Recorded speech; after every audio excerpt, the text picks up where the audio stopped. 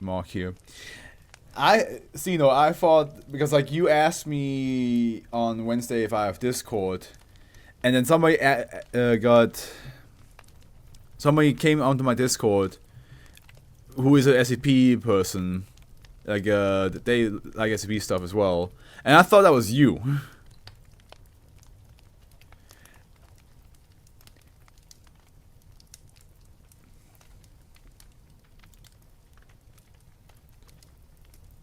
I was just asking, lol. Yeah, no, it's just like, because I thought that was you because you, the person on Discord told me that 1950 was sad. So when you asked me what was 9154, I was like, wait a minute. Are you guys not the same person?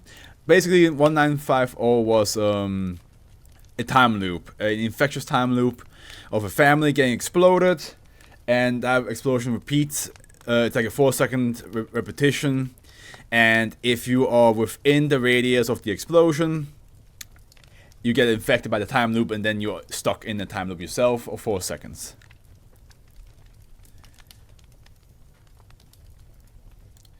Okay, now we're up to speed. Now we're all on the same level again. Now we have, pardon me, Duckutus of Gorb, which I think it's like an episode of the Twilight Zone. Yeah, I mean, isn't the majority of SCP episodes of the Twilight Zone? Duckutus of Gorb. Yeah, exactly. Which can be said about many SCPs. That's exactly right. Another Euclid, third Euclid to go. SCP-1952 is to be contained in a standard humanoid containment chamber at Site 17, with one guard on duty at all times. In addition to the standard daily rations, SCP-1952 is to be fed 300 grams of electronic components every 5 days. No attempts to remove SCP-1952's helmet are to be made. Should SCP-1952 become aggressive, it is to be sedated immediately by tranquilizer darts, which must be carried at all times by personnel. After I'm afraid that Henry is an SCP, that he's going to the box. He's already contained with me in this room. The red lights are suppressing his power. Don't worry. I'm keeping an eye on him, and he's keeping an eye on me. Description.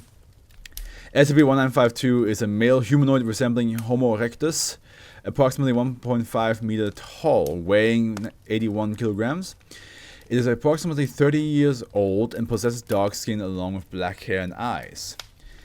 SCP-1952 also possesses webbed feet similar to that of Bucephala alveola, bufflehead, several white feathers on its back, an additional digestive system, and a mechanical helmet of unknown origin apparently affixed to its skull. This helmet is believed responsible for its increased intelligence. Due to the helmet's abnormal durability, no samples can be taken, although it appears to be made of steel. However, DNA samples taken from its other abnormal anatomic features reveals results inconsistent with any known species. When they say it needs to be detained with a trank that needs to be carried by every employee, it sounds like they're just throwing them with their hands. Human duck? Yeah, it sounds like a human duck, doesn't it? Give me the name, Duckutus the Gorb. Has duck in it, so it probably just a human duck. But yeah, needs to be carried by every employee. It sounds like they're just throwing them with their hands. Yeah, I mean, maybe they have like the blow darts. It's just like, SCP-1952 is out again. Oh shit.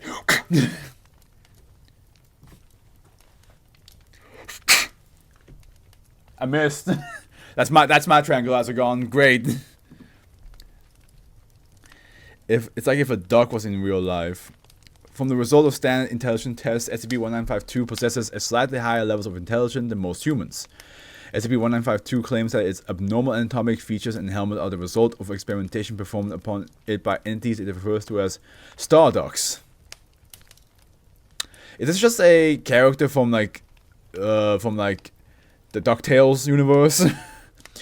When asked to elaborate, it claims that it remembers being a normal Homo erectus living in what has been determined to be East Africa millions of years ago and being taken by the star ducks to a spaceship. SCP-1952 was supposedly given its helmet, which enhanced its intelligence and allowed him to communicate with the star ducks. SCP-1952 was then subjected to various experiments and tasks by its captors, including surgery, strength tests, and interpretive dancing. Wasn't there a character in the DuckTales universe, or was it in the Darkwing Duck show? One of them that was basically a duck that was fully made out of robotic parts, or was a suit made out of robotic parts. Quick, throw your hands. Okay, wait. Quick, throw your hands, Mike. 9. Just breach. Oh, okay. So was this SCP written by an 8-year-old? Stardog sounds so childish. Yeah. Let's not get like that aggressive about it.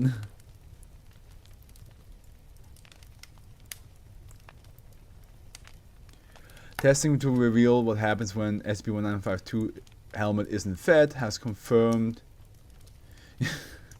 SCP-1952's claims that its helmet is defective and that it must consume electronic components to keep it functioning. I'm not being mean, it's just criticism. Well, you could have just said Stardog sounds a bit childish, or like a bit more like, written by somebody younger. You didn't have to like go like, is this written by an 8-year-old? that is more on the meaner side than criticism. And at the end, like, Stardust is also not the weirdest thing, or like not the most, I guess, immature thing that SCP have written so far. Doesn't reveal what happens when it isn't fed. Has confirmed SCP-1952's claims that its helmet is defective and that it must consume electronic components to keep it functioning.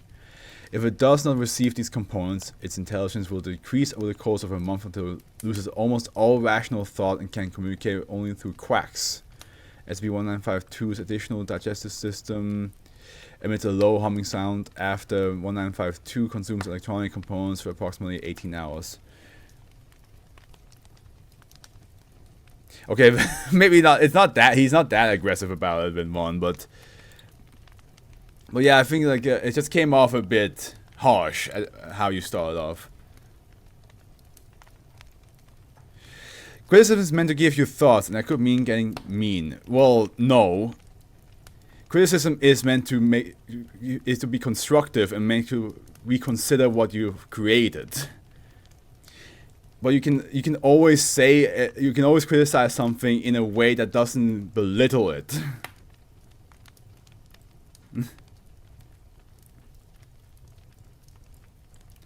He should be that aggressive, to be honest.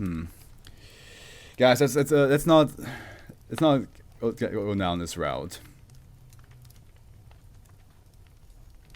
More people should. Okay. Let's calm down. At the end, somebody just wrote this. They're just having fun.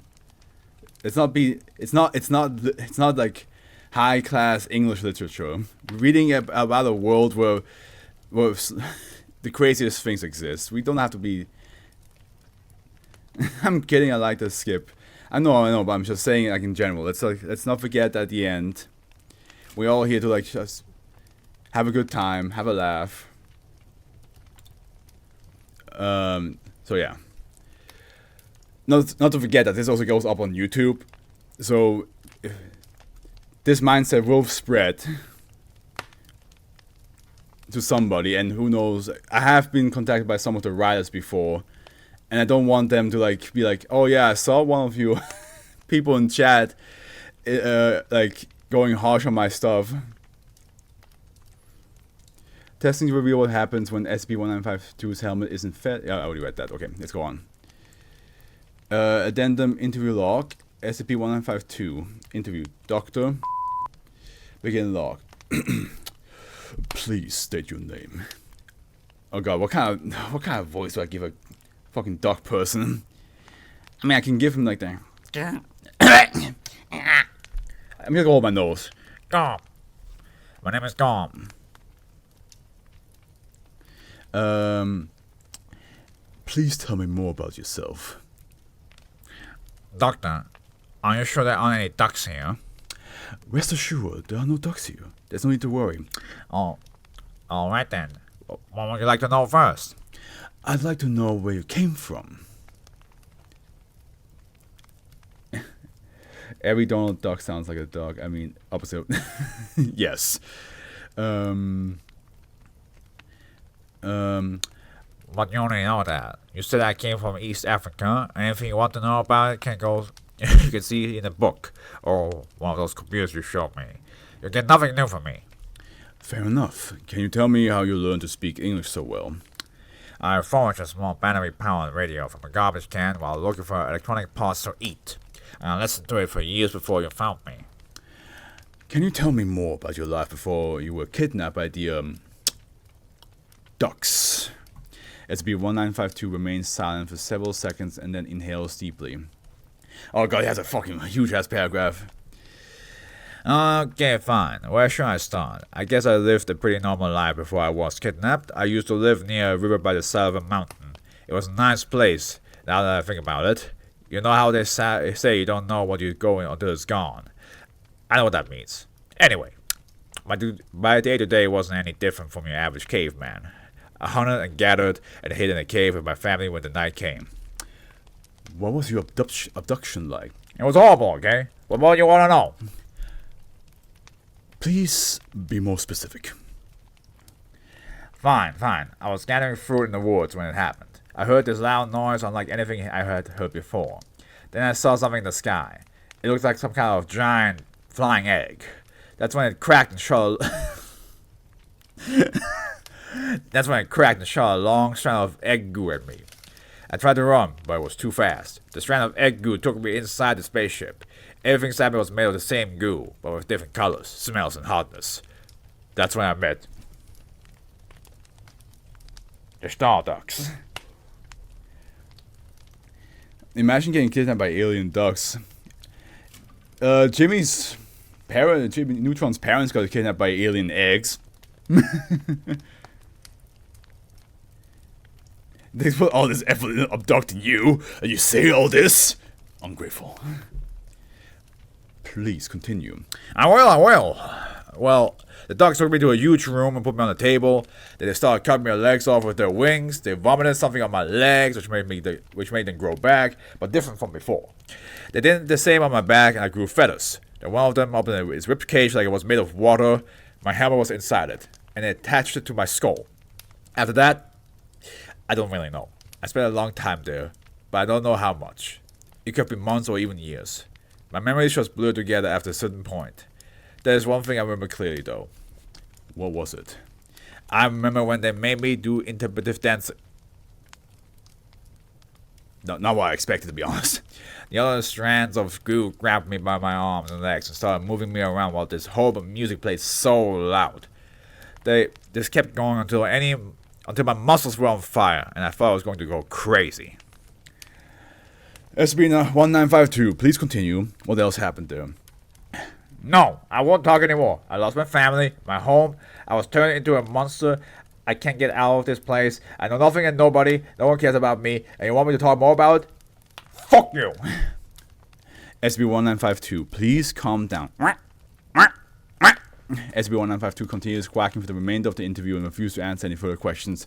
This is when the moment when they... when the dog just used all the racial slurs. And the SCP Foundation's like, we don't have no idea what the hell he's saying. Well, he could be saying anything at this point. Duckutus of Gorb. Your sacrifice will not be in vain. Bro's getting turned into a furry. Aliens confirmed fake because if they were real, they'd be turning cows into aliens. Answer me, Quack. Yeah, you better answer me.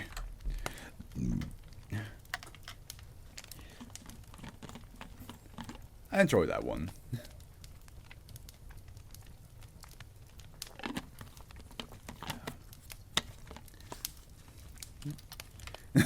Fuck that. Imagine the idea of a duck just being, what? None of you care about me, fuck you! And then just goes into quacking. And you just like,